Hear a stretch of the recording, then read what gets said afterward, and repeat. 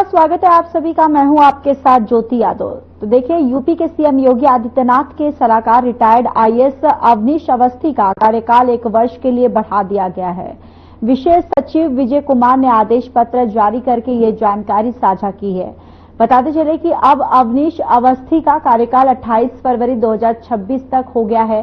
चौथी बार उनका सेवा विस्तार किया गया है और योगी सरकार के पहले कार्यकाल में अवनीश अवस्थी के पास गृह के साथ साथ सूचना विभाग की भी जिम्मेदारी रह चुकी है और सीएम के सबसे करीबी अधिकारियों में अवस्थी का नाम शामिल है। तो वहीं सरकार में सबसे ताकतवर आईएएस अधिकारियों में भी शामिल रहे हैं।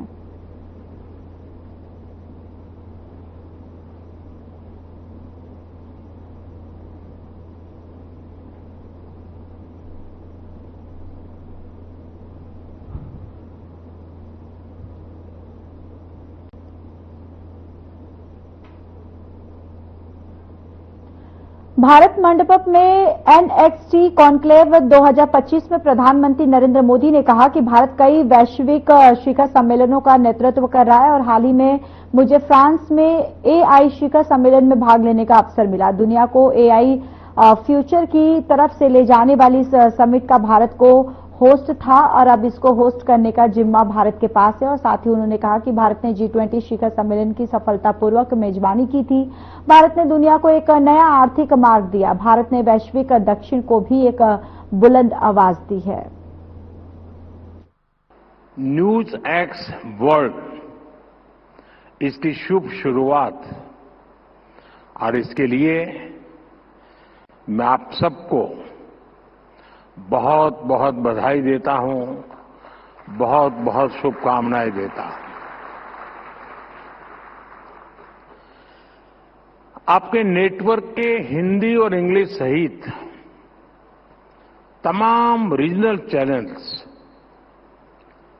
आज आप अब ग्लोबल हो रहे हैं और आज कई फेलोशिप्स और स्कॉलरशिप की भी शुरुआत हुई है। मैं इन कार्यक्रमों के लिए आप सभी को बहुत बहुत शुभकामनाएं देता हूं। साथियों, मैं पहले भी मीडिया के इस तरह के कार्यक्रमों में जाता रहा हूं, लेकिन आज मुझे लग रहा है कि आपने एक नया ट्रेंड सेट किया है।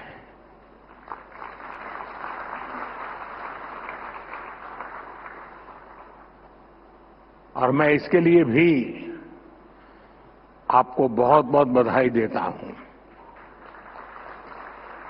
हमारे देश में मीडिया के इस तरह के इवेंट्स होते रहते हैं और एक परंपरा भी चल रही है। उसमें कुछ आर्थिक विषय भी है, हर एक का फायदे का मामला रहता है जरा।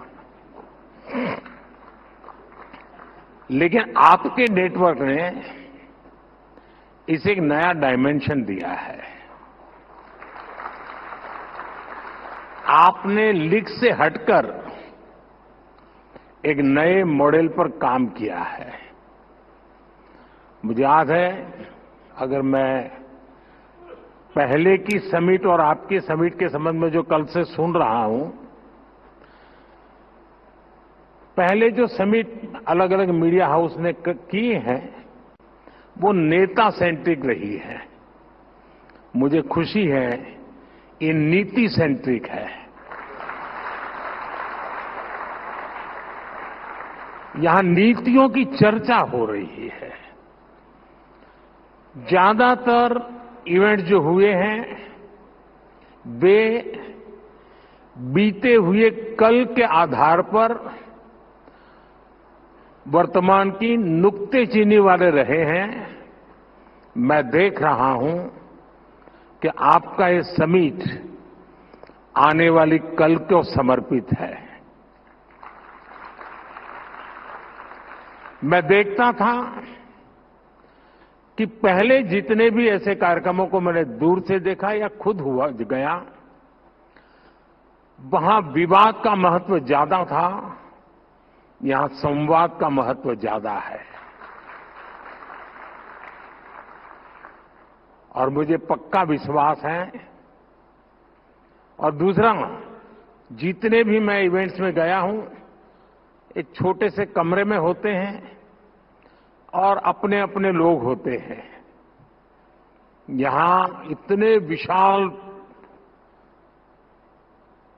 समारोह को देखना, और वो भी एक मीडिया हाउस के समारोह को, और जीवन के सभी क्षेत्रों को स्पर्श किए हुए लोग यहां होना, ये अपने आप में बहुत बड़ी बात है।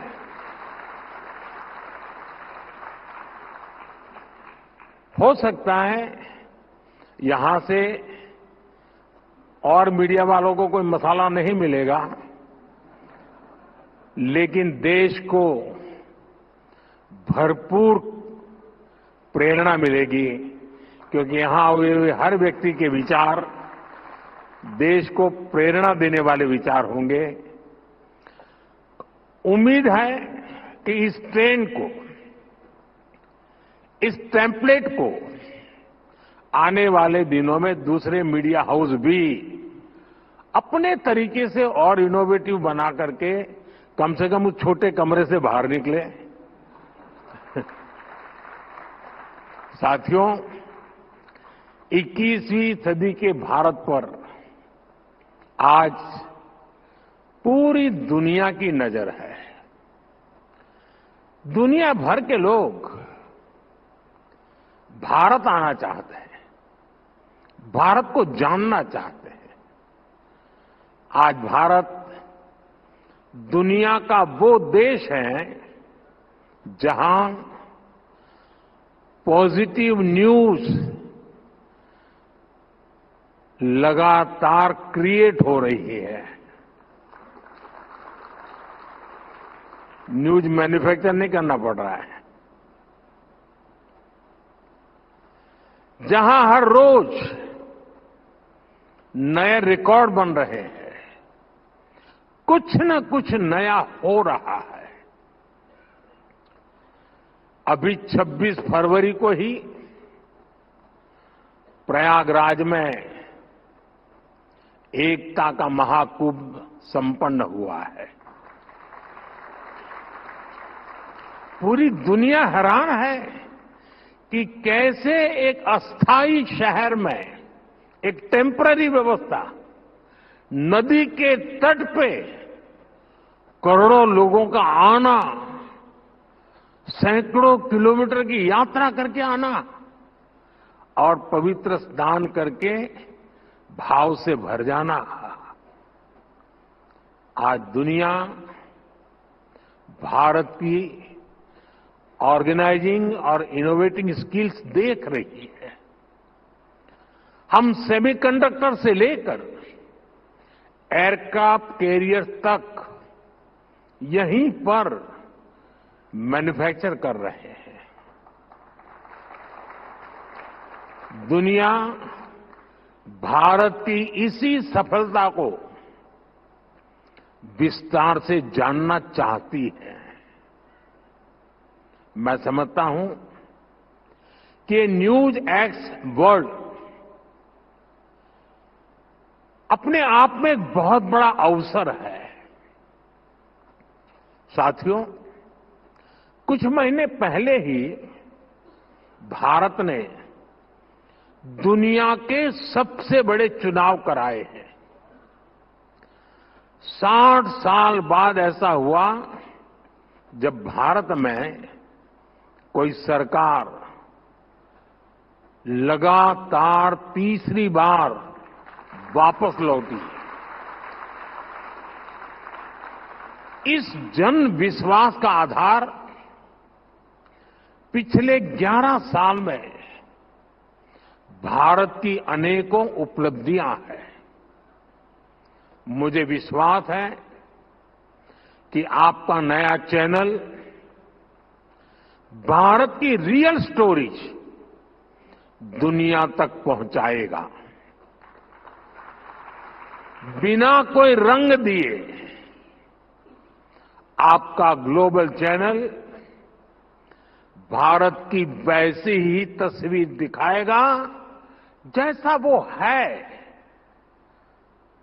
हमें मेकअप की जरूरत नहीं है।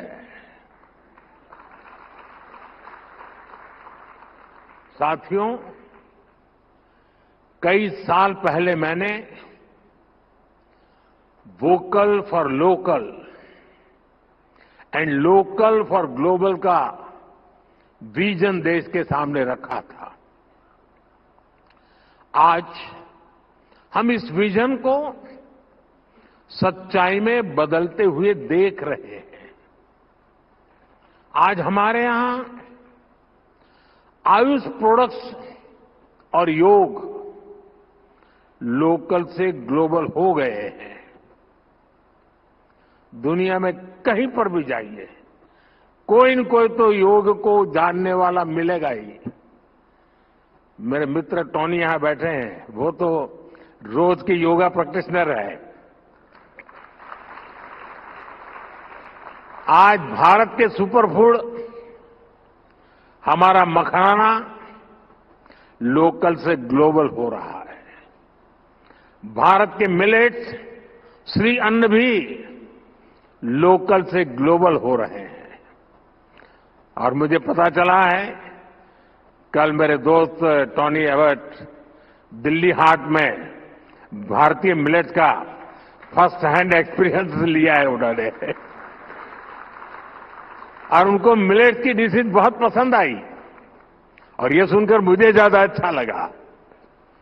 साथियों, मिलेट्स ही नहीं, भारत की हल्दी भी लोकल से ग्लोबल हो गई है।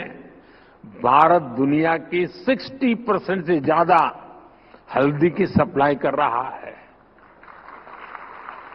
भारत की कॉफी भी लोकल से ग्लोबल हो गई है। भारत दुनिया का 7वां सबसे बड़ा कॉफी एक्सपोर्टर बन गया है।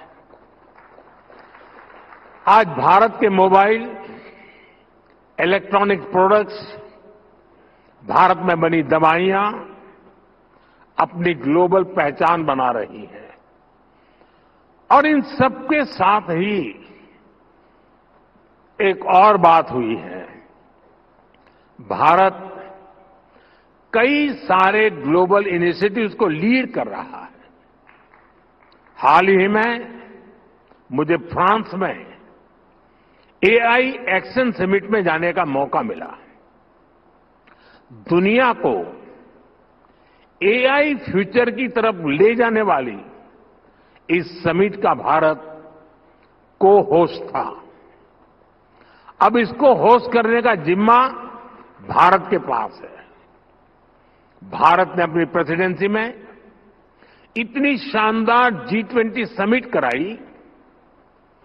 इस समिट के दौरान हमने India, middle east, Europe corridor के रूप में एक नया इकोनॉमिक रूट दुनिया को दिया। भारत ने ग्लोबल साउथ को भी एक बुलंद आवाज दी। हमने आइलैंड नेशंस को, उनके हितों को अपनी प्रायोरिटी से जोड़ा है। क्लाइमेट क्राइसिस से डील करने के लिए भारत ने मिशन लाइफ का विजन दुनिया को दिया है।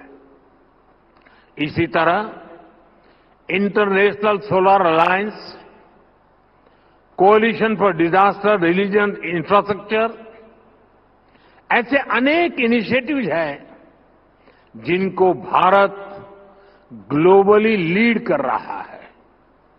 और मुझे खुशी है कि आज जब भारत के अनेक ब्रांड ग्लोबल हो रहे हैं, तो भारत का मीडिया भी ग्लोबल हो रहा है।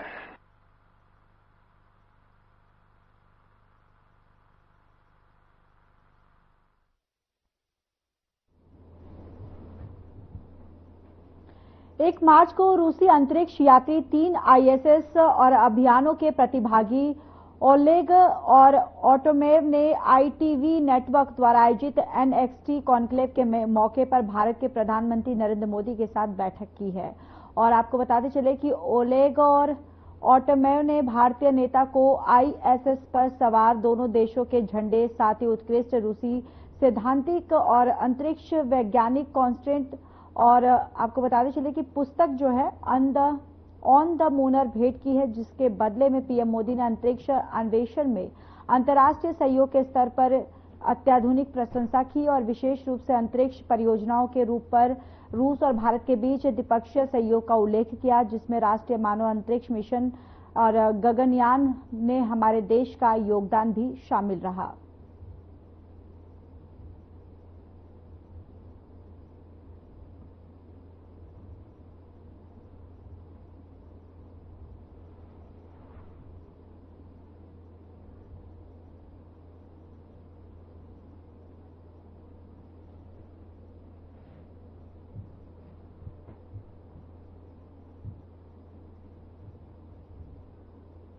प्रधानमंत्री नरेंद्र मोदी वीडियो कॉन्फ्रेंसिंग के माध्यम से कृषि और ग्रामीण समृद्धि पर पोस्टर बजट वेबिनार को संबोधित किया और इस दौरान उन्होंने कहा कि हमारे प्रयासों से देश में दालों का उत्पादन बढ़ा है, लेकिन अभी भी हमारी घरेलू खपत का 20% विदेशों से आयात पर निर्भर है, जिसका मतलब है कि हमें अपना दलहन उत्पादन बढ़ाना होगा। और इसके साथ ही उन्होंने कहा कि दलहन उत्पादन में तेजी लाने के लिए जरूरी है कि उन्नत बीजों की आपूर्ति बनी रहे और संकर किस्मों को बढ़ावा दिया जाए और इसके लिए आप सभी को जलवायु परिवर्तन, बाजार की अनिश्चितता और कीमतों में उतार चढ़ाव जैसी चुनौतियों के समाधान पर ध्यान जो है वो केंद्रित करना होगा।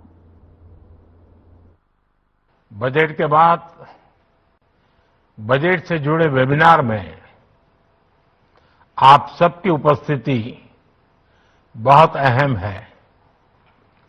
इस कार्यक्रम से जुड़ने के लिए आप सभी का धन्यवाद। इस वर्ष का बजट हमारी सरकार के तीसरे टर्म का पहला पूर्ण बजट था। इस बजट में हमारी नीतियों में निरंतरता दिखी ही है, साथ ही विकसित भारत के विजन में नया विस्तार भी दिखा। बजट से पहले आप सभी स्टेक होल्डर्स ने जो इनपुट दिए, जो सुझाव दिए, वो बजट बनाते समय बहुत काम आए। अब इस बजट को और ज्यादा प्रभावी रूप से नीचे उतारने में, सही में उसका अच्छे से अच्छा, जल्दी से जल्दी आउटकम मिले, सारे निर्णय नीतियां प्रभावी बने, उसमें आप सबकी भूमिका और बढ़ गई है। साथियों, विकसित भारत के लक्ष्य की ओर बढ़ रहे भारत के संकल्प बहुत स्पष्ट हैं।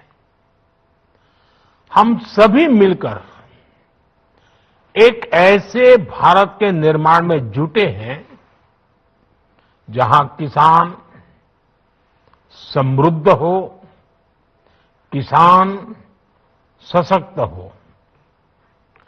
हमारा प्रयास है कि कोई किसान पीछे न छूटे। हर एक किसान को आगे बढ़ाएं।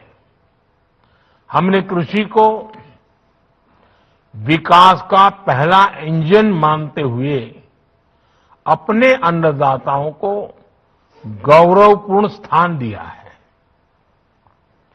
हम दो बड़े लक्ष्यों की ओर एक साथ बढ़ रहे हैं।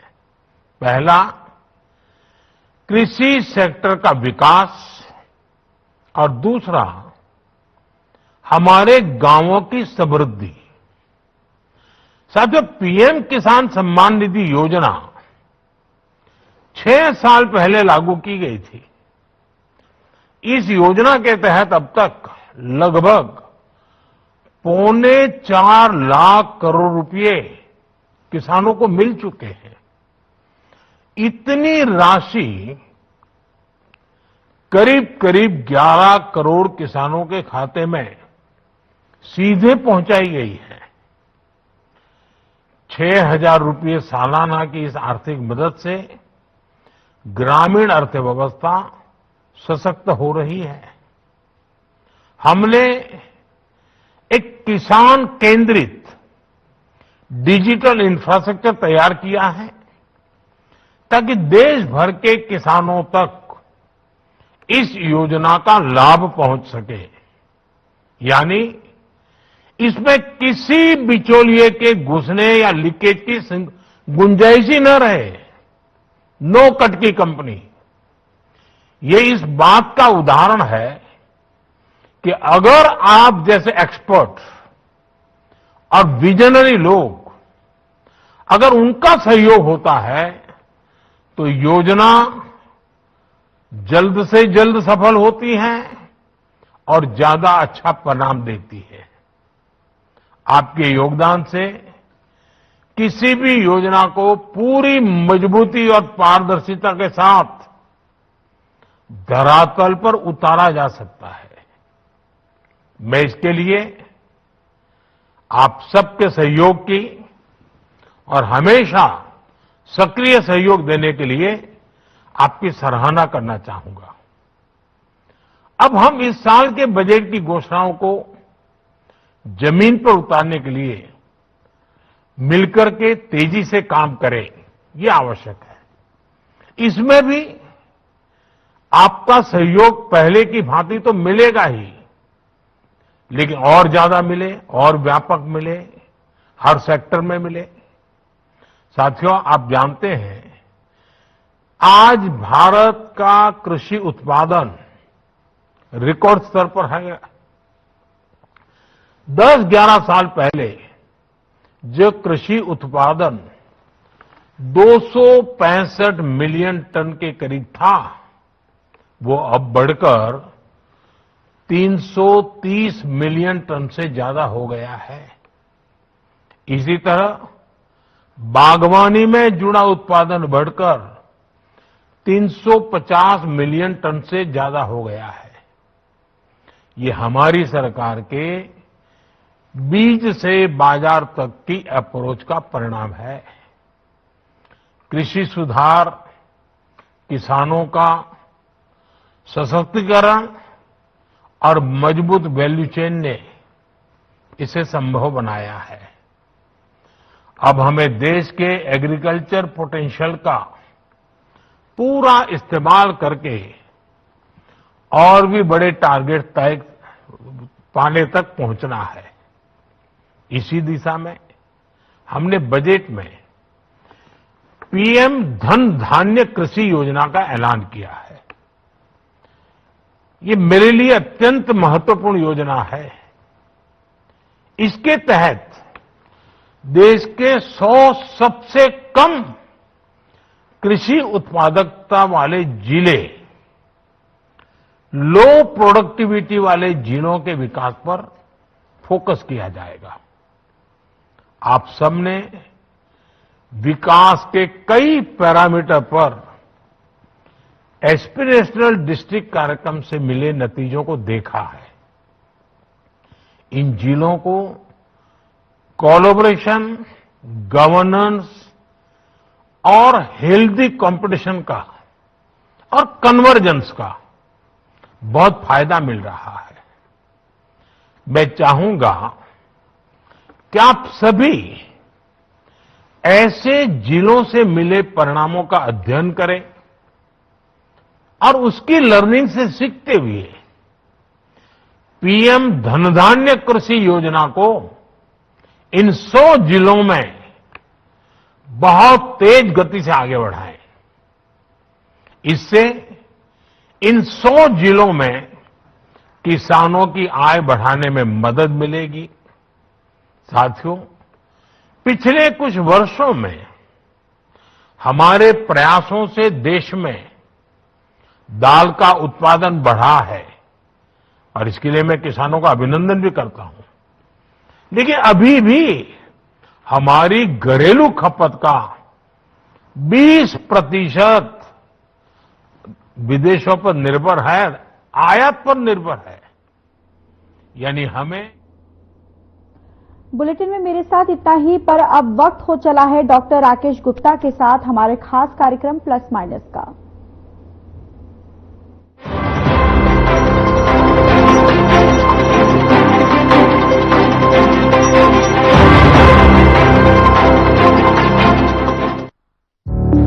Through constant innovation